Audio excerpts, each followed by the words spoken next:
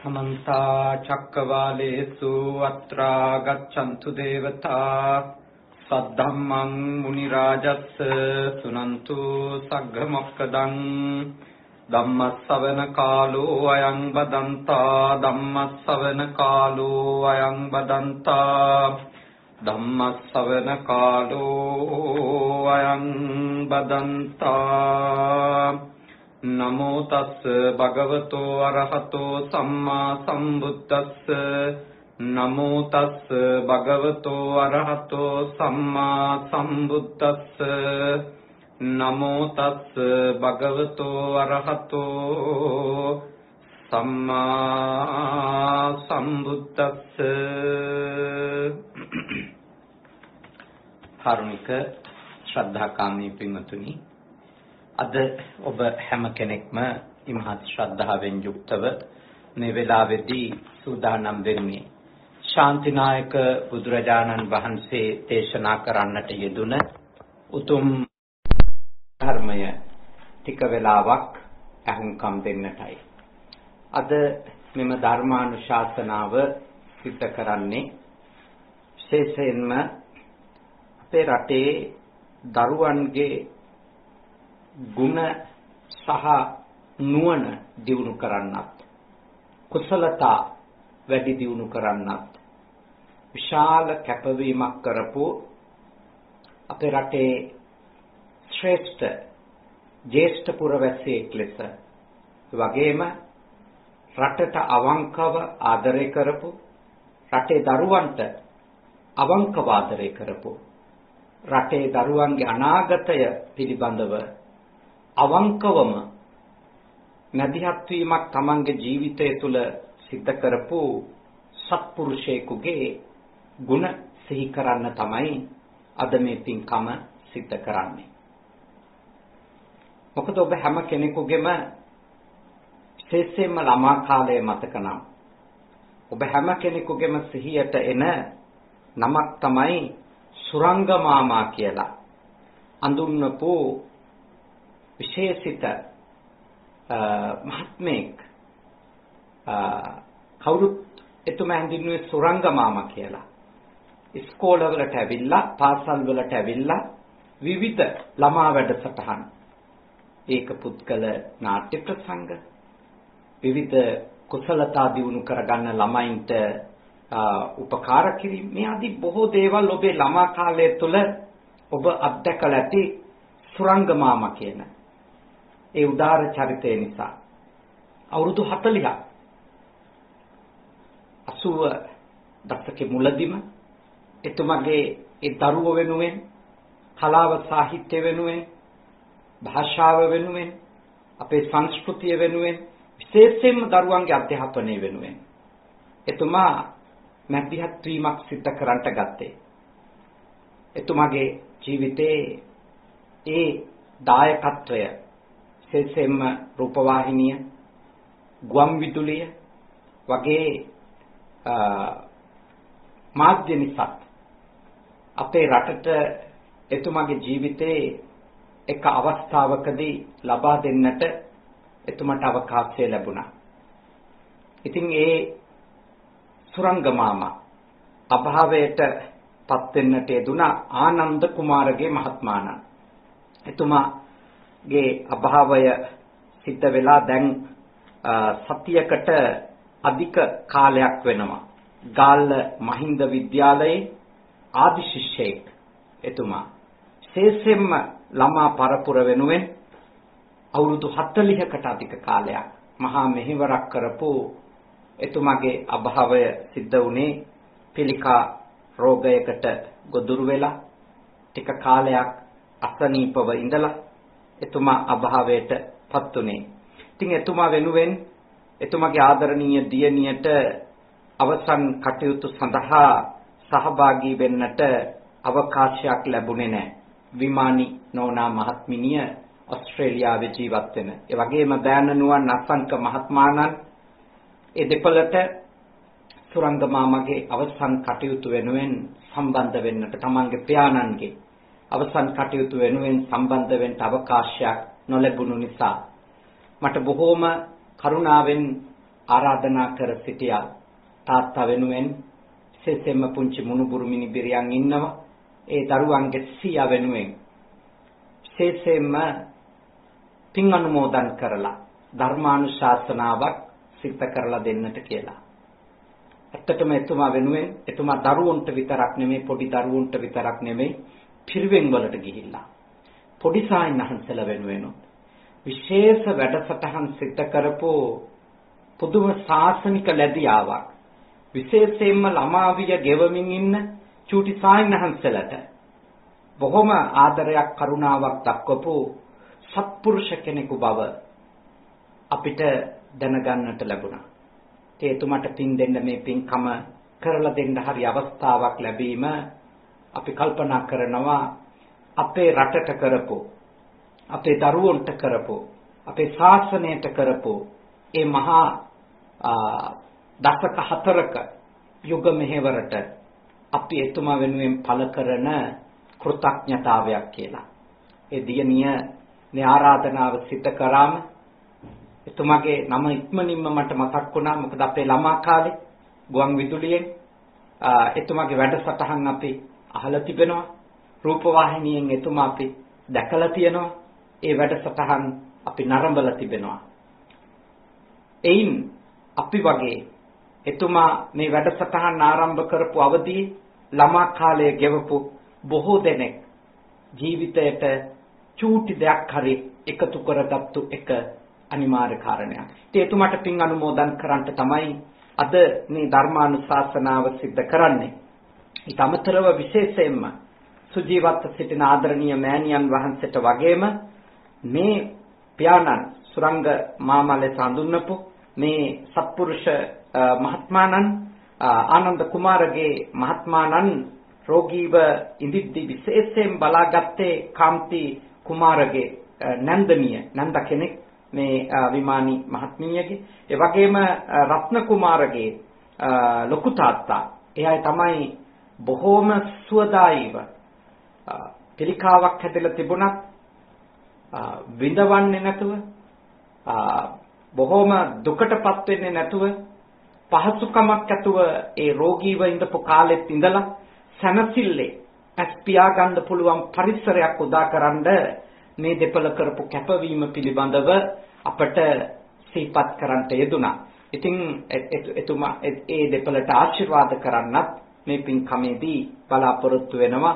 පියාණන්ට ඥාතිවරයාණන්ට අපේ රට වෙනුවෙන් මෙහෙවරක් කරපු ඒ ආනන්ද කුමාරගේ මැතිතුමාට පින් අනුමෝදන් කරන අතරතුර ඉතින් හැම දෙනෙකුටම මම සිහිපත් කරනවා මේ ධර්මානුශාසනාව හොඳින් ශ්‍රවණය කරලා ලබන උතුම් ධර්මාවබෝධය සමග ඔබගේ හිත තුළ ඇතිවෙන ඒ පහන් සිතුවිලි එක්ක අපේ රටට මෙහෙවරක් කරපු ඇත්ත වශයෙන්ම වචනේ පරිසමාප්තාර්ථයෙන්ම දරුවන්ට ආදරය කරපු සත්පුරුෂ මිනිසෙක් වෙච්ච ඒ ආනන්ද මැතිතුමාට නැත්නම් සුරංග මාමාට ඔබ රැස් කරගන්න පින් කුසල් අනුමෝදන් කරන්නට කියලා මා මෙත් සිතින් යුක්තව යෝජනා කරනවා. අද ධර්මානුශාසනාව ඔබ සමග බොහෝ වෙලාවල් වල අපි කතා කරපු ධර්ම මාතෘකාවක්. හැබැයි මේ ධර්ම මාතෘකාවේ තිබෙන විශේෂත්වය තමයි කොච්චර කතා කළත් තව අලුත් දේවල් ඒ පිළිබඳව සාකච්ඡා කරන්න තථාගත ධර්මයේ තුල ඉතිරිව තිබෙනවා. ඒ කුමක් ගැනද? ඉවසීම පිළිබඳව. අද අපේ බුද්ධ නීති සංග්‍රහයේ එන ධර්ම මාතෘකා අතර විශේෂයෙන්ම අද මාතෘකාව බවට පත් වෙන්නේ කන්ති ගුණය ගැන. කන්ති ගුණය ගැන තමයි අද මේ දේශනාවේදී අපි විශේෂයෙන්ම සාකච්ඡා කරන්නේ. ඉවසීම පිළිබඳව. ඉතින් මේ ධර්ම සංග්‍රහය තුළ උතුම් ඉවසීම පිළිබඳව බොහෝ මඟ පෙන්වීම් සිද්ධ කරලා තිබෙනවා. ඒ පිළිබඳව ඉතාම සරලව මෙහි අන්තර්ගත වෙන කරුණු ඔබත් එක්ක ටික වෙලාවක් සාකච්ඡා කරන්නට අප කල්පනා කළා.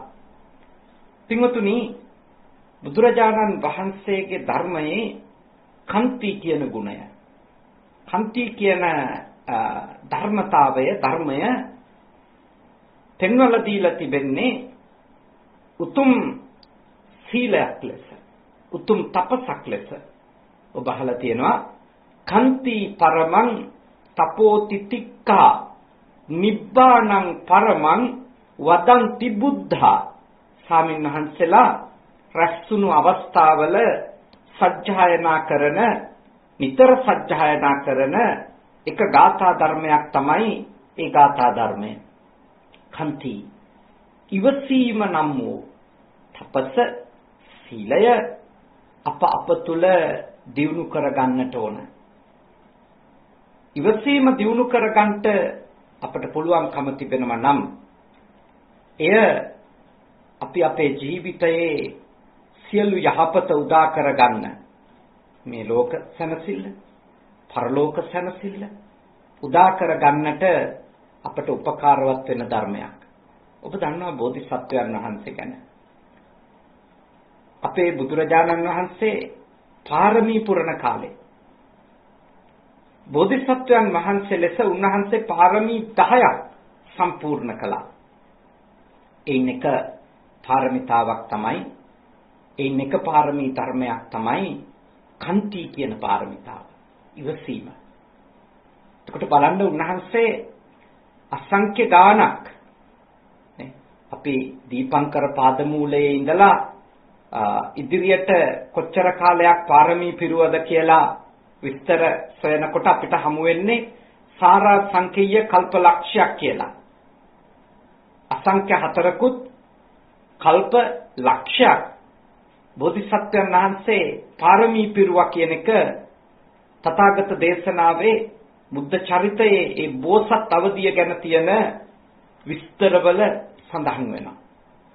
එතකොට මේ කාල පරිච්ඡේදයේ පුහුණු කරපු උතුම් පාරමී ධර්ම අතර එක් පාරමී ධර්මයක් තමයි කන්ති. එතකොට තේරුම් ගන්න ඕන දේ මොකද්ද? එච්චර දීර්ඝ කාලයක් භාග්‍යවතුන් වහන්සේ බවට පත් වෙනකම්, ලෞතර බුදු බවට පත් වෙනකම් අපේ ශාස්ත්‍රවරයා ඉවසීම කියන ධර්මය පුහුණු කරලා තියෙනවා. ඉවසීම කියන ගුණය පුහුණු කරලා තියෙනවා. එච්චර පුහුණු වෙන්න ඇත්තේ ඒ සැබෑම ඉවසීම කරා එන්න එච්චරටම දුෂ්කර නිසා. ඉවසීම පහසු දෙයක් නෙමෙයි. අපි කීමට කියනවා වටින අදහසක්, ඉවසීමෙන් සැනසීම ලැබෙනවා කියලා. එය සත්‍යයක්. ඒ සත්‍යයක්.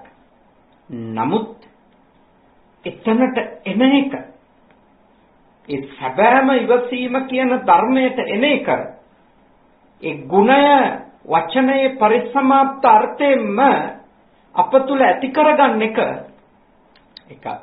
අතිශයින් දුෂ්කර කාරණයක්. අතිශයින් දුෂ්කර කාරණයක්. බුද්ධ නීති සංග්‍රහය තුළ අවධාරණයක්, ලස්සන අවධාරණයක් තිබෙනවා. එහි පෙන්නනවා මේ බලවතාගේ, ඒ කියන්නේ උසස් කෙනාගේ, තමන්ට වඩා බලවත් එක්කෙනාගේ දේවල් ඉවසනවා අපි. ඇයි ඉවසන්නේ කියලා හේතුව කියනවා. ගොඩාක් වෙලාවට බයට. බලවතාගේ හැසිරීම අපි ඉවසනවා. ඒ කුමක් නිසාද කියලා පෙන්වලා දෙනවා, බය නිසා. බලවතාගේ හැසිරීම ඉවසන්නේ බයට නිසා. එතකොට ඒක ඉවසීමක්. ඒක ඉවසීම කියන උතුම් අර්ථයට පැමිණිච්ච අවස්ථාවක් නෙමෙයි. බලවතුන්ගේ දේවල් බයට ඉවසන එක. සමහරු බනිද්දි අපිට වඩා බලයක් තියන අය, මොන හේතුවක් නිසා හරි අපිව පාලනය කරන්න ශක්තියක් ලැබිච්ච එකව අපිට බනිද්දි, අපිට අවමන් කරද්දි අපි කටපියන් ඉන්නේ අය. ඇයි අපි මුකුත් නොකිය ඉන්නේ? එයාට බනිනමට වඩා හානියක් අපිට කරන්ට අවකාශයක් තිබෙන නිසා එයාට අවස්ථාවක් තිබෙන නිසා අපි බැනුම් අහනවා කියන එක ඉවසන් ඉන්නවා. බොහෝ වෙලාවට මිනිස්සු කරන්නේ එහෙමයි. කියන්නේ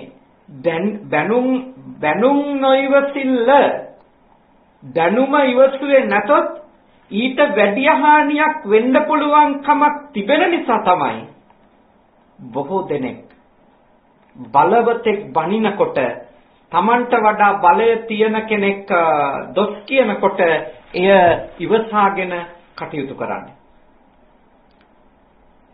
ඒක තමයි යථාර්ථය. ඔබටත් ඔබේ ජීවිතෙත් එවැනි අත්දැකීම් ඇති. ඔබට වඩා බලගතු අය බනිති. අසාධාරණ ලෙස බනිති නේ. අයුක්ති සහගත ලෙස බනිති. තාම ඔබ නිවැරදිම තත්වයක ඉඳිද්දි ඔබට බැන වදිද්දි නේ. ඔබට කරදර කරද්දි, ඔබට හිංසා කරද්දි, යම් පීඩාවන් ඔබට සිද්ධ කරද්දි ඔබ ඉවසන් ඉන්නවා. ඔබ ඒ සැබෑ ඉවසීමක් ලෙස ඒ හැසිරීමට රැවටෙන්න එපා. ඒ හැසිරීම සැබෑ ඉවසීමක් කියලා හිතන්න එපා. ඇයි එහෙම කියන්නේ? එහෙම කියන්න හේතුව තමයි ඇත්තටම ඔබගේ ඉවසීම සැබෑ ඉවසීමක්ද කියලා පරීක්ෂාවට ලක් වෙන්නේ. ඔබ එයාට වඩා බලවත් වෙලාවක ඔබ ඉවසීම සිට කරා. ඔබ එයාට වඩා දුබල වෙලාවේ එයාගේ වචනවලට වඩා, එයාගේ ධනයට වඩා, එයාගේ කායික ශක්තියට වඩා, එයාට තියෙන වෙනත් බලපුලුවන්කාරකම් වලට වඩා ඔබ දුබල වෙලාවේ ඔබ නිශ්ශබ්ද වීම, ඔබ ඒව දරාගෙන ඉඳීම, ඒක සැබෑම ඉවසීම ගුණය පරිපූර්ණත්වයට පත්වෙච්ච අවස්ථාවක් නෙමෙයි. ඇත්තටම කිව්වොත් ඒක අපිට කියන්න පුළුවන් කල්මැරීමක් වගේ එකක්. මොකද එහෙම ඉවසන හැම වෙලාවකම යටිහිත නිරීක්ෂණය කළොත් අපේ බලවතුන් ගාව ඉවසද්දී අපේ යටිහිත නිරීක්ෂණය කරොත් මටත් කවදා හරි අවස්ථාවක් ලැබෙයිනි කියන එක හිතිච්ච අවස්ථාව ඔබට ඇති. මටත් දවසක් එයිනි කියන එක හිතිච්ච අවස්ථාව ඔබට ඇති. එතකන් ඉවසනවා. මොකද අපිට ගොඩාක් වෙලාවට ඉවසන්න කියන එක පුහුණු කරලා තියෙන්නේ එවැනි අර්ථයක, එවැනි අදහසක තේරුමක පිහිටලා තමයි. මට මතක් වෙනවා අර චූටි කාලේ අපිට ඇහුණු කියමනක්. එහි කියනවා කොකාට 7 වාරයක් ආවොත් තිත්තයටත් වාරයක් එනවා කියලා නේ. එතකොට තිත්තයට කියනවා ඒ වාරේ එනකන් ඉන්න කියලා. එතකොට කොකාට අවස්ථා 7ක් ආවොත් තිත්තයටත් අවස්ථාවක් එනවා. ඒ නිසා එතකන් ඉන්න. එතකන් ඉන්න කිවසීම ලෙස වරදා ගන්න එපා. ඒකයි ඔබට කියලා දෙන්නේ. ඒකට කියන්නේ කල් ගන්න එක. වෙලා වෙනකන් ඉන්න එක. සමහර විට ඔබ ඒ කොකාගේ අවස්ථා 7ම පහු කරාට පස්සේදී තිත්තයට එන අවස්ථාව ගැන හිතන්න. ඒ කියන්නේ කොකාගේ දුෂ්ටකම්, නපුරුකම්, අසත්පුරුෂකම්, පහත් ඇසිරීම ඔක්කොම තිත්තය ඉවසන් ඉන්නවනේ අවස්ථා 7ක්. එතකොට තිත්තය ඉන්නේ යාගේ අවස්ථාව. 8 වෙනි අවස්ථාව යාට එනකම්. මොකද්ද වෙන්න පුළුවන්? ආසන්න වශයෙන්ම වෙන්න පුළුවන් දේ තමයි අර කොකා දුර්වල වෙන අවස්ථාව බල නම් තිත්තය ඉවසීම කියන එක සිද්ධ කළේ. කොකාට වඩා දරුණු හැසිරීමකට තිත්තය ගමන් කරන්න පුළුවන් එයාට හම්බ වෙන අවස්ථාවේදී. ඒකයි යථාර්ථය. වෙන්න පුළුවන් ආසන්නම දේ ඒක. ඒකයි එවැනි ඉවසීමක් తాවකාලිකව හොඳයි වගේ පෙනුනටනේ. හොඳයි වගේ පෙනුනට ඒක දිගු කාලීනව ගත්තොත් ඒක භයානක පුපුරා යාමකට හේතු වෙන්න පුළුවන්. භයානක පුපුරා යාමකට ඒක හේතු වෙන්න පුළුවන්. මොකද ඉවසීම ඉවසන්නේ අවබෝධයෙන් නොවන නිසා. ඒක හුදු අවස්ථාව වෙනකන් ඉඳීමක් නිසා. ඒක හුදෙක් කල්මැරීමක් නිසා. සමහර විට ඒ අවස්ථාව තමන්ට කරපු හිංසනවලට, තමන්ට කරපු පීඩාවලට ද්වේෂයෙන් පෙරලා එයාට ප්‍රතිචාර දක්වන්න ඒ අවස්ථාව නොලැබුණොත් මතක තියාගන්න. සමහර විට ඊළඟ භවයේ හරි පරිගන්නවා කියන චෛතසිකයෙන් මේ භවය නිමා කරන්න තියෙන ඉඩකඩ බොහොම වැඩි. බොහොම වැඩි. ඒක හොඳට ඔබ තේරුම් ගන්න. හොඳට ඔබ අවබෝධ කරගන්න ඕනේ. ඒකට තියෙන ඉඩකඩ වැඩි. මොකද එයා ඉවසීමක් නෙමෙයි පුහුණු කරලා තියෙන්නේ. එයා හිතලා තියෙන්නේ කරන්න දෙයක් නැතිකම නිසා. එතකොට එයාට අවස්ථාවක් එනකන් මේ භවය පුරාම බලන් ඉඳපු කෙනෙක්. ඒ අවස්ථාව එයාට හම්බුනේ නැතොත් එයා බොහෝ විට ඒ පරිගැනීමේ චේතනාව Tamanට කරපුවට දෙයක් නැවත කරනවා කියන හැඟීම එක්ක ඊළඟ ආත්මෙට ගමන් කරන්න තියෙන අවකාශය වැඩි.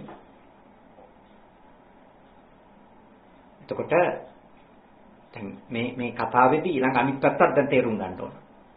දැන් ඔය දිගටම තමන් බලවත් වෙඳගෙන අනිත් එක්කෙනාට පීඩාව දෙන එක්කෙනා ඉන්නේ. දැන් යාට හිතෙනවා ඇති මම එයාට කරන්න ඕන දේ කරා කියලා. එයා මගේ බලයෙන් පාලනය කළා.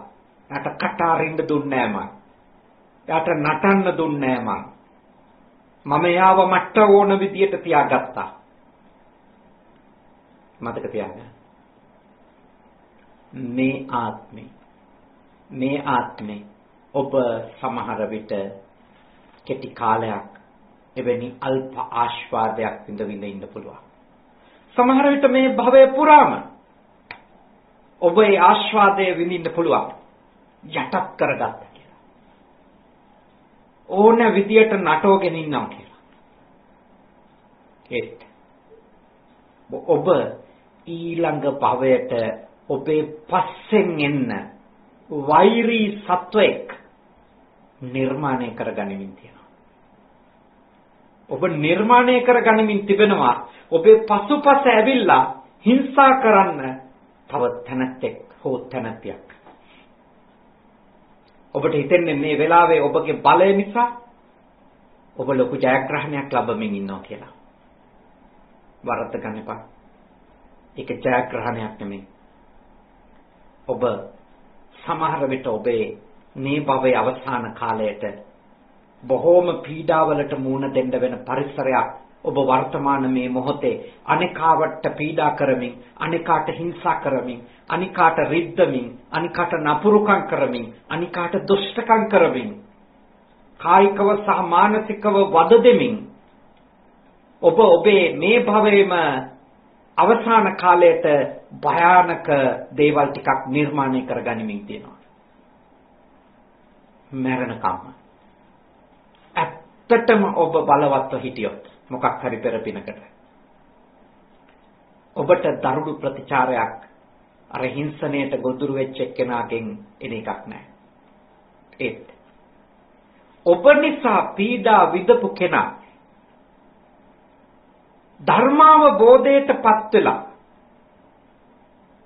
ඒ වෛරී සිත දුරු කරගෙන ඒ ද්වේෂ සහගත සිත දුරු කරගෙන මේ භවය නිමා නොකළොත් මතක තියාගන්න ඔබ මේ භවයේ අනිකාව යටත් කරගෙන හිංසා කර කර පීඩා කර කර ඉඳලා ලැබපු ආස්වාදයට වඩා 100,000 ගුණයක විඳවිල්ලකට ඉදිරි භවවලදී ඔබට මුහුණ දෙන්න වෙනවා. ඒ නිසා ඔබ කිසි වෙලාවක කාට හරි කියන්නේ මේ කරදරකාරී අමාරු කාලයක් හැමතිස්සෙම දෙමින් නේ වද දෙමින් හිංසා කරමින් පීඩා කරමින් අනිකගේ ජීවිතය සම්පූර්ණයෙන්ම අනිත් පැත්ත හරවමින් කටයුතු කරන කෙනෙක් වෙන්න එපා. ඒක කරන්න එපා. ඒ ඔබටම හානියක් කර ගැනීමක්. මොකද දුර්වල අය බලවත් අය ගාව ඉවසන්නේ ඉවසීමේ ගුණය එයා දියුණු කරන හින්දා නෙමෙයි. කරන්න දෙයක් නැති නිසා. අවස්ථාව වෙනකම්. ඒක මතක තියාගන්න. ඊළඟ කාරණේ. දේශනාවේ සඳහන් වෙනවා සමහර වෙලාවට තමන්ට සමාන බලය තියෙන අය ඉවසන අවස්ථාවක් තියෙනවා. තමන්ට සමානයි. හැබැයි ඉවසන් ඉන්නවා. ඒ ඉවසිලි වලත් යට අර්ථයක් තියෙන වෙලාවල් තියෙනවා. සමානයින් ඉවසීම ඇතුලේ පරිගැනීමේ චේතනාව. සමානයින් ඉවසන කෙනා තුලත් පරිගැනීමේ චේතනාව තියෙන අවස්ථා බොහොමයක් තිබෙන බව ධර්මයේ පෙන්නනවා. මගේ අදහසක් නෙමෙයි. භාග්‍යවතුන් වහන්සේගේ අදහස. තථාගත දේශනාවක්. සමානය ඉවසන්නේ බොහෝ වෙලාවට. ඒ කියන්නේ ප්‍රඥාවන්ත ධර්මාවබෝධයටපත් නොවිච්ච සාමාන්‍ය ලෞකික මිනිස්සෙක්. ලෞකික සත්වයෙක්. සමාට සමාන තවත් ලෞකික සත්වයෙකුගේ හැසිරීම අල්ලගෙන ඉන්නවා. මොකද තමාට සමානයි. ඒ හින්දා සමාන නිසා අල්ලන් ඉන්නේ. ඒ කියන්නේ යාටත් තමන් යාට දෙයක් කරොත් යාටත් ඒ විදියම බලයක් තියෙන නිසා තමන්ටත් පෙරලා නැවත දෙයක් කරයි කියන බය ඇතුළේ ඉවසනවා. අල්ලන් ඉන්නවා. ඒ හින්දා බොහෝ වෙලාවට සමානයෝ ඉවසන එකේ එක අර්ථයක් තමයි. සාමාන්‍ය සත්වයාගේ එක අර්ථයක් තමයි මතක තියාගන්න. පලිගන්න අවස්ථාව වෙනකම්. පලිගන්න අවස්ථාව. ඒ නිසා ඒ ඉවසීම් දෙකම තථාගත ධර්මයෙහි අගය කරන්නේ. ඒක බලවත් එක්කෙනෙකුගේ හැසිරීම දුර්වලයෝ ඉවසන් ඉන්න එක ඒක අගය කරන්නේ කියන්නේ මේකයි. කියන්නේ ඒවා ඉවසීම ලෙස කම්ති ගුණය ලෙස අර්ථකථනය කරන්නේ ඒවා කල් මරණයි. ඒකත් හොඳයි. එහෙම හරින්න එක හොඳයි. හැබැයි ඒකෙන් එයා හිතාගෙන ඉන්නවා නම් නේ ඒකෙන් එයා හිතාගෙන ඉන්නවා නම් එයාගේ ගාව දියුණු වෙන්නේ මේ බෝධිසත්ව ගුණයක් කියලා. නිවන් දකින්න උපකාර වෙන ධර්මයක් කියලා. ඒ වැරදි සිතුවිල්ලෙන් විතරක් අයින් වෙන්න. ඔබ ඉන්නේ සමහර විට කල් ගනිමින්. බොහෝ වෙලාවට ඒ බල්ලගත්තු අයගේ හැසිරීම ඉවසන් ඉන්නවා කරන්නම දෙයක් නැති කමට බයට. හැබැයි සමානයින්ගේ හැසිරීමනේ බලයෙන් සමාන අයගේ හැසිරීම ඉවසන් ඉන්නවා බොහෝ වෙලාවට වෙලා වෙනකම් ඉවසන් ඉන්නවා. ඒ හින්දා ඒ ඉවසීම් දෙක මේ වෙනකොට ඔබ කරගෙන යනවා නම් මම ඔබට බොහොම කල්යාණ මිත්‍රත්වයෙන් යෝජනා කරනවා එය භාග්‍යවතුන් වහන්සේ වදාළ කාන්ති ගුණය කියලා ඔළුවේ තියන් ඉන්නවනම් ඒ අදහස ඔළුවෙන් අයින් කරගන්න. මොකද ඒ ඉවසීමේ චේතනාව භාග්‍යවතුන් වහන්සේ වදාළ චේතනාව නෙමෙයි. ඒ චේතනාව තුල තිබෙන්නේ උතුම් බෝසත් ගතියක් නෙමෙයි. ඒකයි ඒකේ අදහස. එහෙම කියන්නේ හේතුව ඒක අයින් කරගන්න කියන්නේ ඒකයි. ඒක බෝසත් ගතියක් නෙමෙයි. එහි තිබෙන අර්ථය වන්නේ කල් ගැනීම. වෙලා වෙනකන්. එතකොට ඔබට අවබෝධ කරගන්න පුළුවන් ඇත්තටම මම මේ කරන්නේ ඉවසිල්ලක්ද නැත්නම් මට තව කොච්චරනම් ඉවසීම කියන උතුම් ධර්මයේ පුහුණු වෙන්න දේවල් තියනවාද කියන එක මම හිතන්නේ ඔබට අවබෝධ කරගන්න හොඳ අවකාශයක් මේ දේශනාව ඇතුලේ දැන් මේ වෙනකොට මුදා වෙමින් තිබෙනවා. එතකොට සැබෑ ඉවසීමක් වන්නේ කුමක්ද? සැබෑ ඉවසීමක් වන්නේ දේශනාවේ පෙන්වලා දෙනවා බලවත් කෙනෙක් සියලුම අවස්ථාවන් තියෙන කෙනෙක් දුර්වලයෙකුගේ ඒ කියන්නේ එයාට වඩා දුර්වලයෙකුගේ කායික හැසිරීමක් වාචසික හැසිරීමක් එකට දරුණු ප්‍රතිචාර දක්වන්න අවස්ථාව තියෙද්දි ඉවසීමක් එයා ප්‍රගුණ කරනවා නම් ඒක සැබෑ ඉවසීම. මොකද කරන්න දෙයක් නැති හින්දා නෙමෙයි ඒක කරන්නේ. කරුණාවෙන්. අනුකම්පාවෙන්. මෛත්‍රියෙන්. ඒ ඔක්කොටම වඩා අවබෝධයෙන්. අවබෝධය ලැබුණු කෙනා කොච්චර බලය තිබුණත් අවබෝධයෙන් ඉන්න කෙනා අනිකාට කොච්චර අවස්ථා ලැබුණත් හිංසා කරන්නේ පීඩා කරන්නේ මොකද අවබෝධ කරගෙන තිබෙනවා මේ ජීවිතේ මොකක්ද කියලා මේ සසර ගමන මොකක්ද කියලා තේරුම් අරන් ඉන්නවා. ඒ තේරුම් ගැනීම ඇතුලේ මේ කෙටි කාලීන ජීවිතයක් ගත කරද්දී මේ කෙටි කාලීන ජීවිතය තුළ තමනුත් අනිත්‍යතාවයට ලක් වෙන පංචස්කන්ධයක් පරිහරණය කර ඉන්න අතරේ තවත් පංචස්කන්ධයක් සමග ඒ පංචස්කන්ධයත් අනිත්‍යතාවයටමයි අසාර බවටමයි විපරිණාමයටමයි අඤ්ඤත භාවී ස්වභාවයකටමයි අයිති. එවැනි පංචස්කන්ධයකට කොච්චර බලය තිබුණත් පීඩා කරන්න ඒ අනිත්‍යතාවය අවබෝධ කරගත්ත අසාර බව අවබෝධ කරගත්ත අනාත්ම බව අවබෝධ කරගත්ත කිසිම කෙනෙක් කොච්චර අවස්ථා තිබුණත් දුර්වලයට පීඩා කරන්නේ හිංසා කරන්නේ අනුකම්පා කරනවා බලන් ඉන්නවා නිදහස් කළා දානවා තමන්ට කරන අසත්පුරුෂකම් අමතක කළා දානවා මොකද හේතුව අවබෝධය නොහැකියාව නෙමෙයි හැකියාව තියෙද්දි හිංසා කරන්න එනකොට හිංසා කරන්න හැකියාව තියෙද්දි පීඩා කරනකොට පීඩා කරන්න හැකියාව තියෙද්දි නිඳා කරනකොට ඊට වඩා දරුණු හානියක් කරන්න හැකියාව තියෙද්දි දේවල් නොකර අනුකම්පා කරනවා. ඒක හැබැයි සමාජය අගය කරන එකක්ද? නෑ. ඒක අගය කරන්නේ නෑ. ඒක වීරත්වයක් ලෙස පිළිගන්නවද? සමාජය පිළිගන්නේ. ඉවසන එක්කෙනා වීරෙක් විදියට පිළිගන්නවද? නැත්නම් සමාජය පිළිගන්නේ පැන්න ගමන් ගහපු එක්කෙනා වීරෙක් කියලාද? කොහොමද තේරුම් සාමාන්‍ය ගෝත්‍රික අඥානවන්තයෝ වැඩි අනුවණයෝ වැඩි සමාජවල පිළිගන්නේ මුලින් ගහන එක්කෙනා වීරයා කියලා.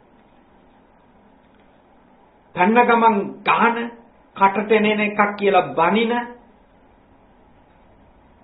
පුළුවන් තරම් අනිත් එක්කෙනාව පාගගෙන ඉන්න හදන එක්කෙනා වීරයා කියලා තමයි නොදියුණු සමාජවල පිළිගන්නේ. අශිෂ්ට සමාජවල, ගෝත්‍රික සමාජවල වීරයා වෙන්නේ හිංසකයන්. වීරයා වෙන්නේ හිංසකයා. වීරයා වෙන්නේ අනිත් එක්කෙනාට පීඩා කරන එක්කෙනා. වීරයා වෙන්නේ අනිකාගේ අයිතීන් නැති කරන එක්කෙනා. එයා තමයි වීරයා වෙන්නේ. නොදියුණු ගෝත්‍රික සමාජවල ඒ ගතිය තමයි ඇත්ත. හැබැයි ප්‍රඥාවන්ත, දියුණු, අවබෝධයෙන් යුක්ත, ශිෂ්ට සම්පන්න, ගුණ සම්පන්න, සැබෑ බල සම්පන්න සමාජයක මිනිස්සු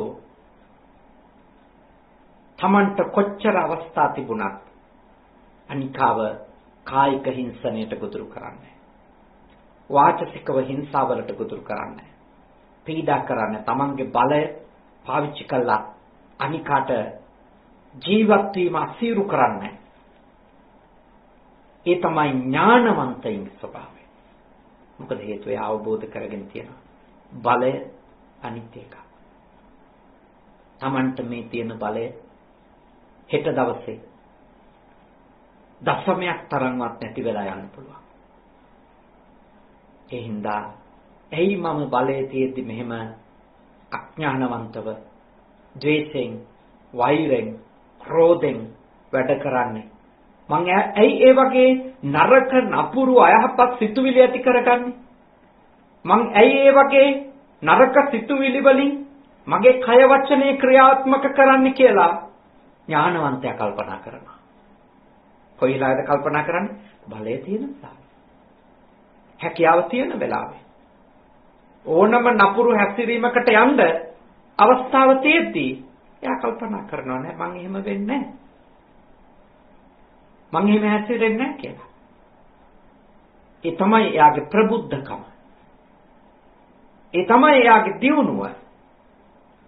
ඒ තමයි එයා උත්තම භාවයකට පත් වෙලා කියන එකට සාක්ෂිය. අවස්ථාව තියෙද්දී දේවල් නොකර ඉන්නවා. මම දන්නවා එවැනි කෙනෙක් එහෙම බොහෝ වෙලාවට අපේ සමාජයේ අඳුන්වන්නේ නෝන්ජල්, කොන්ද පණ නැති එහෙම. ඒකනේ අපේ සමාජ මිනිස්සු සමාව ගන්න කැමති නැත්තේ. මොකද සමාව ගන්න එක මහා නෝන්ජල්, කොන්ද පණ නැති ගතියක් විදියට තමයි අපේ සමාජය අපේ ඔළුවට දාපු අදහස. ඒක මේ බුදුදහමෙන් දාපු අදහසක් නෙමෙයි. අඥානය බලවත් වෙච්ච, අනුවණය බලවත් වෙච්ච සමාජ සංස්කෘතියක ඕවා තමයි මිනිස්සුන්ගේ ඔළුවට යන්නේ. සමාව ගන්න එක වැරද්දක් කියලා. සමාව ගන්න එක පහත් තත්යකට ඇද වැටෙන එකක් කියලා. සමාව ඉල්ලන එක කොන්ද කඩා ගැනීමක් කියලා. සමාව ඉල්ලන එක තමන්ගේ තත්වයේ පහතට ඇද දා ගැනීමක් කියලා. ඒ නිසා ඔබ දැකලා තියෙද මේ අවුරුදු ගානක මටත් දැන් අවුරුදු 41ක් වෙනවා. රටට අපරාධ කරපුනේ, රටට වැරදි කරපු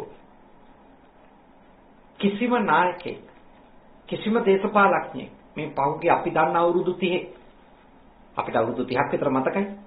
අපි දන්න අවුරුදු 30 එහෙම කවුරුවක්වත් ඇවිල්ලා අපි වැරදි කළා සමා වෙන්න කියන වචන හැම වෙලාවකම අපේ වගේ රටවල් වල පාලකයෝ, ජනතාවත්, පැවිද්දෝ, ගිහියෝ ඔක්කොම හැමෝම කල්පනා කරන්නේ මම වැරදි කරලා නැහැ. මම එහෙම කරපු වැරදි මම පිළිගන්න අවශ්‍යත් නැහැ. එහෙම පිළිගත්තොත් ආයේ මේවා කරන්න යන්න බැරි වෙයි කියලා. ඒ තමයි අපේ ඔළුවට කියපු හැටි. මොකද කරන්නේ? අපේ රට වෙනස් කරන්න හරි දුෂ්කර රට. අපේ රටේ මිනිස්සුන්ට තමන් හිතලා වෙනස් වුණොත් මිසක මං හිතන්නේ ලේසි කියලා මිනිස්සු කවුරුකත් වෙනස් කරන එක හරි දුෂ්කර රටක් නේ. හරි දුෂ්කරයි. හරිම දුෂ්කරයි. නැත්තම් මිනිස්සුන්ට වෙනස් වෙන්න බොහෝ අවස්ථා තියෙනවානේ. ඒත් මිනිස්සු හැමතිස්සෙම හිතන්නේ තමන්ගේ උග්‍රමාන්නයත් එක්ක තමන් කොච්චර තමන්ගේ බලය තුල, ආර්ථික බලය තුල, දේශපාලන බලය තුල, දැන් පිරිමියෙකුට පිරිමියෙක් වීම නිසා බලය තුල කාන්තාවකට කාන්තාවක් වීම නිසා සමහර වෙලාවල් වල ලැබිච්ච බලය තුල ඒගොල්ලෝගේ අසත්පුරුෂ හැසිරීම වලට ඒගොල්ලෝ සමාව ඉල්ලන එක ඒගොල්ලෝම පහත් තත්වයට අදදාගෙනilla කියලා තමයි අපේ සමාජය හිතන්නේ. ඒක වෙනස් කරන්න තව බුදුවරු කී දෙනෙක් බුදු වෙලා බණ කියන්න වෙයිද කියලා මම දන්නේ. එච්චරට අමාරුයි අදහස් වෙනස් කරන්න. හරි දුෂ්කරයි. ඒක කවදා හරි දවසක වෙනස් වෙයි. මොකද අපිට පේනවා බොහෝ වෙලාවට අවුරුදු 20ක 30ක වගේ කාල පරිච්ඡේදයක් තුළ බිහිවෙච්ච පරම්පරාවේ සමහර අය අපේ වැඩිහිටියන්ගේ සමහර අය යම්කිසි ආකාරයකට මේ ಗುಣධර්ම දියුණු කර ගන්නවා. වැරද්දක් වුණාම Taman කොච්චර බලවත් වුණා, Tamanට කොච්චර තත්ත්වයක් තිබුණා, Tamanට කොච්චර ලොකු නම්බුවක් උසස් තනතුරක් තිබුණා, සමාව ගන්න අවස්ථා අපි දකිනවා වැඩිහිටියෝ තුලත් තරුණ අය තුලත් යම් මට්ටමක්. ඒගොල්ලොන්ගෙන් තව පරම්පරා කීපයක් යනකොට හොඳ පිරිසක් ඉස්සරහට එයි. සමාජයේ එහෙම ಗುಣ මිනිස්සුන්ගේ කාව දියුණු වෙයි. අපි ප්‍රාර්ථනා කරමු එහෙම ಗುಣ සහිත නේ මිනිස්සු අපිට අපේ ජීවිත කාලේ අත්දකින්න ලැබෙනවා කියලා. අඩුම අපි ආයෙත් ලංකාවේ ඉපදුණා. එතකොට හරි නේද? වැරද්දක් කරාම අවංකව සමාව ඉල්ලන මිනිස්සුවත් ඉපදිලා ඉඳිත්වා කියලා නේද? ඒ චූටි සත්පුරුෂකමවත් තියෙන මිනිස්සුනේ. එහෙම හිතමු අපි ප්‍රාර්ථනා කරමු. මොකද අපි දකින්නේ දුර්වලය සමාව ගන්න, බලවතුන් සමාව ගන්නේ නැති සමාජයක්. ඒකනේ අපේ කවදාවත් අම්මා කෙනෙක් තාත්තා කෙනෙක් කැමතිද ළමයෙකුට වැරද්දක් කරොත් සමාව ඉල්ලන්නේ? කැමතිද? කැමති නැහැ. එමිල්ලන්නේ ළමයින්ගේ දෙමව්පිය සමාව ඉල්ලන්නේ නැහැනේ අපේ සමාජේ. ඒත් ළමයින්ට දෙමව්පියෝ වැරදි කරනවා. ඒත් සමාව ඉල්ලන්නේ. ඇයි? බලය. ගුරුවරු ශිෂ්‍යයින්ට වැරදි කරනවා. හොඳටම දන්නවා තමන් වැරදි කළේ කියලා. ඒත් සමාව ඉල්ලන්නේ. ශිෂ්‍යයාගෙන්. ඇයි? බලය. බලය තුල හිතනවා තමන් සමාව ඉල්ලන එක වැරද්දක් කියලා. ඒත් දියුණු ගුරුවරු එහෙම කරන්නේ. දියුණු ප්‍රඥාවන්ත අම්මලා තාත්තලා හැමෝම එහෙම කරලා නැහැ. ලංකාවේ අපේ රටේ එහෙම දියුණු අම්මලා තාත්තලා තමන්ගේ අතින් වැරද්දක් වුණා සමාව ඉල්ලන අම්මලා තාත්තලා තවම ඉන්නවා. චුට්ටක් හරි ඉන්නවා. ගුරුවරු තවම ඉන්නවා. ඒ පින්වත් මිනිස්සුන් හින්දා තමයි අපේ රට චුට්ටක් හරි ලස්සන. මතක තියාගන්න. වැරදි කරලා උඩඟු කමින් මාන්නක්කාර කමින් මිනිස්සුන්ව පෙළ ඒවට සමාවවත් ඉල්ලන්නේ නැති උද්දච්ච මිනිස්සු ඉඳන් නෙමෙයි අපේ රට ලස්සන. චුට්ටක් හරි ලස්සන. මතක තියාගන්න. තමන්ගෙන් වැරද්දක් වුණාම කොච්චර බලය තිබුණත් කොච්චර අවස්ථාව තිබුණත් සමාව නොඉල්ලා ඉන්න.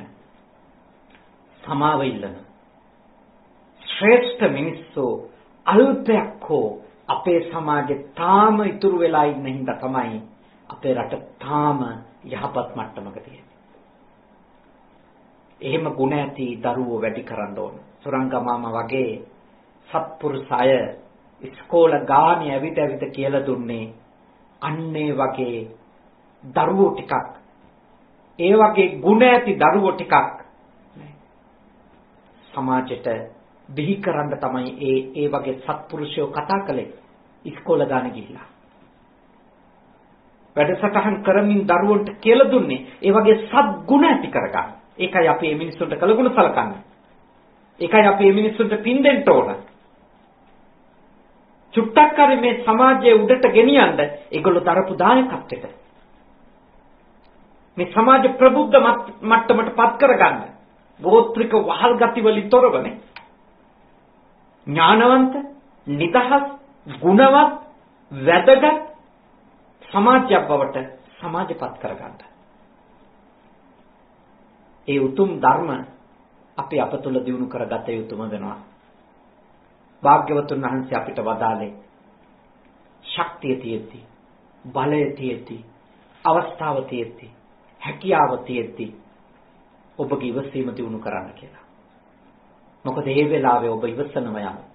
ඔබ කාටවත් හිංසා කරන්නේ නැහැ කියන එකේ අර්ථය බලය තියෙද්දි, හැකියාව තියෙද්දි, ශක්තිය තියෙද්දි, අවස්ථාව තියෙද්දි ඇත්තටම ඔබ ඔබේ අභ්‍යන්තරයේ ආධ්‍යාත්මික පරිවර්තනයක් විශාලව කරමින් ඉන්නවා.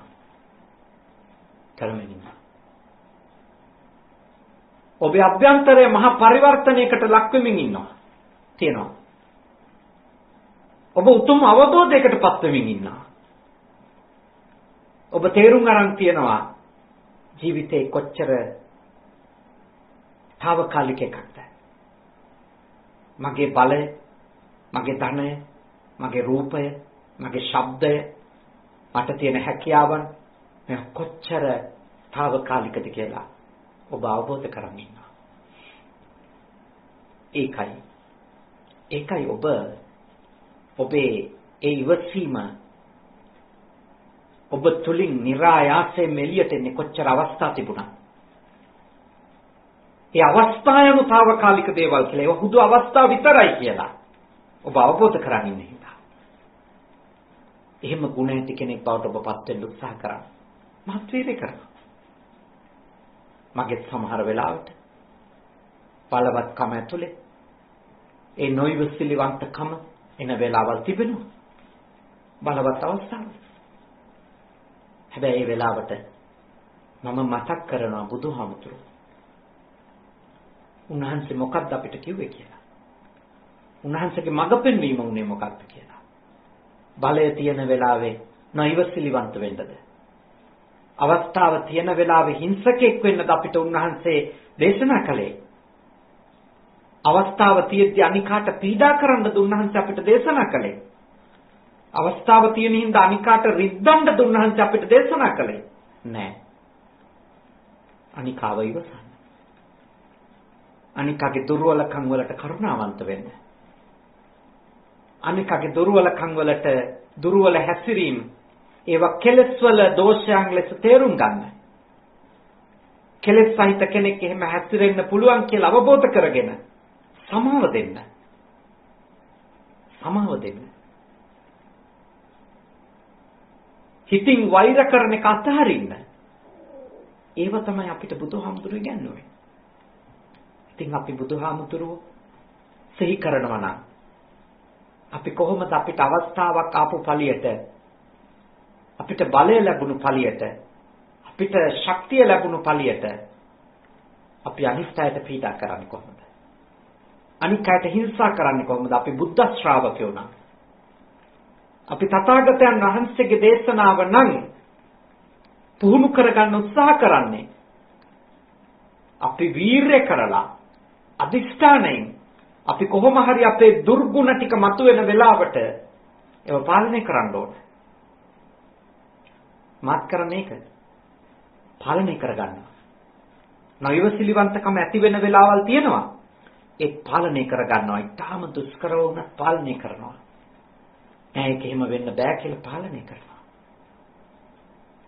ඔබටත් මේ සිතින් යෝජනා කරනවා. ඔබත් පුහුණු වෙන්න. අපි මේ ධර්මයේ පුහුණු වෙන්නනේ උත්සාහ කරන්නේ. අපි මේ ධර්මයේ සාකච්ඡා කරමින් අපි උත්සාහ කරන්නේ මොකද්ද? පුහුණු වෙන්න. තව චුට්ටක් හරිනේ. තව චුට්ටක් හරි අපේ ගුණපැත්ත දියුණු කරගන්න අපි මේ උත්සාහ කරන්නේ. මේ ලැබිච්ච මනුස්සාත්මේ තව චුට්ටක් හරි ශිෂ්ට වෙන්න. අවබෝධයෙන් යුක්තව ජීවත් වෙන කෙනෙකු බවට පත් වෙන්න. අපි කාගෙත් උත්සාහයක. මොකද අපි කවුරුත් මැරෙනවා. අපි මේ හැමදේම දාලා යනවා. හැමදේම. ප්‍රසිද්ධිය, කීර්තිය, ධනය, බලය, තත්ත්ව, තනතුරු, තාන්න, මාන්න, දරුවෝ ඔක්කොම දාලා යනවා. ඉතින් ඇයි අපි අපිට ලැබිච්ච චූටි කාලේ පොඩි අවස්ථාවේ මේ අල්ප ආයුෂක් නේ කාශ්‍යප බුදුරජාණන් වහන්සේගේ යුගයේ මිනිස්සු අවුරුදු 20000ක් ඉඳලා තියෙනවා. ගෞතම බුදුරජාණන් වහන්සේ පහළ වුණු මේ අවධිය තුළ උපරිම අවුරුදු 120ක් වගේනේ. අපි එච්චර ඉන්නේ නැහැ කියලා ස්ථිරයි. අවුරුදු 50 60 70 අතරේදී අපි මැරලා යනවනේ. ඒක තමයි ඇත්ත. ඒක තමයි යථාර්ථය. ඒ වගේ කෙටි කාලයකදී අපි මැරිලා යනවා නම් අපේ ජීවිතය ඉවර වෙනවා නම් ඇයි අපි බලය තියෙන වෙලාවෙ ඉවසන්නේ නැත්තේ? ඇයි අපිට අවස්ථාව තියෙන වෙලාවේ අපේ නොයවසිල්ලකින් වැඩ කරන්නේ? ඒක ඔබ හොඳට හිතන්න. හොඳට කල්පනා කරන කෙනෙක් වෙන්න. මොකද ලෝකය ලස්සන වේවා හෝ ලෝකය යහපත් වේවා සමාජයේ රට යහපත් වේවා කියලා ප්‍රාර්ථනා කර හිටියට රටක් සමාජයක් යහපත් වෙන්නේ නැහැ. අපි ඒ වෙනුවෙන් පුංචි හෝ කැපවීමක් අපේ පැත්තෙන් කරන්න ඕන. අපි පටන් ගන්න ඕන. යහපත් කර ගැනීමනේ. යහපත් වීම අපි ආරම්භන්න ඕන. එතකොටයි ලෝකය රට සමාජය සත්පුරුෂ තැනක් වෙන්නේ. ප්‍රබුද්ධ තැනක් බවට උතුම් ශිෂ්ට තැනක් බවට පත් වෙන්නේ. සකන්ති ගුණය දියුණු කරන්න. එක වෙලාවක වේපචිත්ති කියන අසුරේන්ද්‍රයා සක්‍ර දේවේන්ද්‍රයාට තර්ජනයක් දානවා. ඒ වෙලාවේ සක්‍ර දේවේන්ද්‍රයා ගෙන් අහනවා මාතලි ඔබතුමා බය වෙලා වගේ නේද? වේපචිත්තිට මුකුත් කරන්නේ කියන්නේ නැත්තේ? ඔහු උත්තර දෙනවා නෑ. මට පුළුවන්කම තිබෙනවා මට හැකියාව තිබෙනවා වේපචිත්තිට හානියක් කරන්න. මට හැකියාව තියෙන හින්දාමයි මම එහෙම නොකරන්නේ. එතකොට අහනවා ඉතින් එතකොට අරයා හිතයිනේ මේ පරාජය වීමක් ලෙස හිතපු ආවේ. ඒත් ඒක පරාජයක් නෙමෙයි. පුළුවන්කම තියෙද්දී එවැනි හැසිරීමක් වේපචිත්ති අසුරේන්ද්‍රයාට එරෙහිව නොකරන එක තමයි ජයග්‍රහණය. ඒක තමයි ජයග්‍රහණය කියලා. ඉවසීමනේ. ඉවසීම පුරුදු කරගන්න පුහුණු කරගන්න බොහෝ අය මේ ලෝකේ වීරය කරනවා. පහුගිය දවසක මම අන්තර්ජාලයේ කියුවා ඔය චීනය විසින් ටිබෙට් රට තමන්ගේ පාලනයට නතු කර ගැනීමත් එක්ක දලයි ලාමා ඇතුළු බොහෝ දෙනෙක් ඉන්දියාවට පලා ගියා. සමහර අය චීනයේ සිරකරුවන් බවට පත් වුණා. චීන රජයේ අවුරුදු 21ක් දලයි ලාමතුමාගේ ගෝලයෙක් එහෙම සිරකාරයෙක් විදියට ඉඳලා නිදහස් වෙලා එනවා. දලයි ලාමතුමා අහනවා මොකක්ද ඔබට හිතුනේ කියලා. ඒ දලයි ලාමතුමාගේ ගෝලයා කියනවා මට තිබුණ එකම බයයි. ඒ තමයි ඔවුන් මට දීපු වද එක්ක ඔවුන් මට කරපු කරදර එක්ක ඔවුන් මට කරපු හිංසා එක්ක මට තිබුණ එකම බයයි. මට මගේ ඉවසීම බිඳ වැටිලා ඒගොල්ලෝ ගැන වෛරයක් ඇති වෙයිද කියලා. එච්චරයි මට තිබුණු බය කියලා. මැරෙන්න නෑ. එහෙම බයක් තිබුණේ නැති බව කියනවා. ලෝකේ බොහෝ අය මොන තත්ත්වයේ ඇතුලේ වුණත් තමන්ගේ ගුණය විනාශ වෙන්නේ නැතුව තියාගන්න ඉවසනවානේ. ඒකයි ඒකේ අදහස. තමන්ගේ ගුණය, තමන්ගේ තියෙන වටිනකම්, තමන් විශ්වාස කරන තථාගතයන් වහන්සේ වදාළ ධර්මය, තමන් පුහුණු කරගෙන ආපු දේ, වෛරය නරක දෙයක් කියලා අවබෝධ කරගත්තු එක්කෙනාට එයා උත්සාහ කරනවා කොච්චර පීඩාකාරී අවස්ථාවේ වුණත් වෛරය ඇති වෙන්න දෙන්නේ නැතුව ඉන්න. ඒක තමයි යාගේ ඉවසීම. ඒක තමයි ඒ ඉවසීමෙන් පත්වෙච්ච ශ්‍රේෂ්ඨත්වය දලයි ලාමතුමාගේ ශිෂ්‍යයෙකුගේ ප්‍රකාශනයක් එක්ක මේ ලෝකයේ බොහෝ අය ඉවසීම ප්‍රගුණ කරනවා. අපේ රටේ බොහෝ අය ඉවසනවා. බොහෝ මිනිස්සු ඉන්නේ බොහෝ අම්මලා ඉවසනවා. මං ඒ අම්මට, ඒ තාත්තලට, ඒ දරුවන්ට, ඒ ඉවසන අයට මගේ යෝජනාව උනේ මේ දේශනාවේදී මොකක්ද? පුළුවන් තරම් ඒ ඉවසීම කල්මැරීමක් හෝ වෙලාව එනකන් ඉඳීමක් බවට පත් කරගන්නේ නැතුව ඔබේ ගුණය මැකෙන්න නොදී පවත්වා ගැනීමේ අරමුණකින් ඉවසන්න. ඒකටයි දලයි ලාමතුමාගේ ශිෂ්‍යයාගේ උදාහරණය අන්තිමටම ඔබට ඉදිරිපත් කළේ. ඔබ ඉවසීමේ තියෙන වටිනකම, වෛරයක් ඉපදෙන එකේ තියෙන නරකකම තේරුම් අරගෙන ඔබ ඉවසීම ප්‍රගුණ කරන්න. ඔබට කරන්න දෙයක් නැති හින්දා නෙමෙයි. කරන්න දෙයක් තිබුණත් නැති වුණත් ඔබට හිංසා කරන, පීඩා කරන අය ගැන වෛරය, ක්‍රෝධය හදාගන්න එක නරක දෙයක් නිසා. ඒ අයහපත් දෙයක් නිසා. එය අපි පුහුණු වෙන නිවන් මාර්ගට බාධාවක් නිසා. උතුම් චතුරාර්ය සත්‍ය ධර්මය අවබෝධ කරගන්න දරන වෑයමට බාධාවක් නිසා ඔබ ඉවසීම ප්‍රගුණ කරන කෙනෙක් වෙන්න. ඒ ඔබට තිරසාර යහපතක්, සදාකාලික සැනසීමක් ගෙනල්ලා දෙන්න බොහෝ උපකාරවත් වේවි.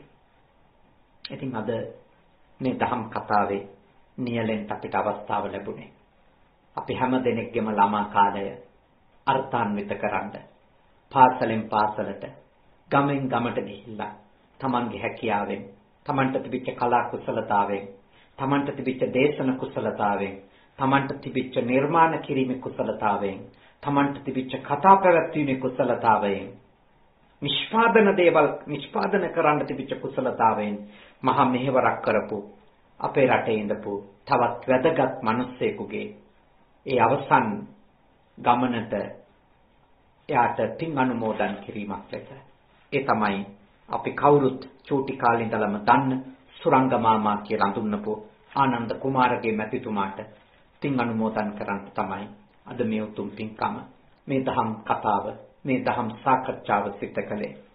ඉතින් විමානී දියණියගේ අසංක මහත්මයාගේ වෑනනුවන් ඇතුළු මුණුබුරු මිනිබිරියන්ගේ ආදරණීය සීයා, ඒ වගේම එතුමා ජීවත් වෙ ලෙඩ වෙලා ඉඳිද්දි විශේෂයෙන්ම දකුණු පළාතේ ඉඳලා තියෙන්නේ.